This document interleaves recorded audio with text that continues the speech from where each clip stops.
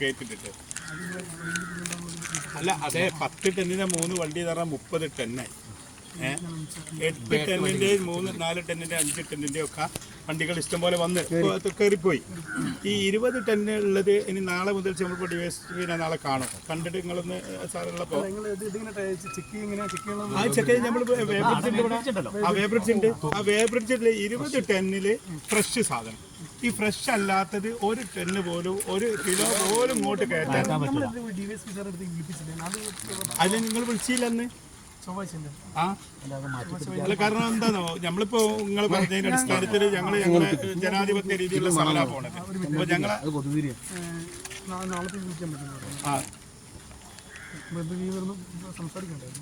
അതെ അതെ സംസാരിച്ചതിന് ശേഷം ഞങ്ങൾക്ക് ഞങ്ങളേതായ രീതിയിൽ ഒരു അഗ്രിമെന്റ് പോലും പാലിക്കൂലെന്ന് പറഞ്ഞു.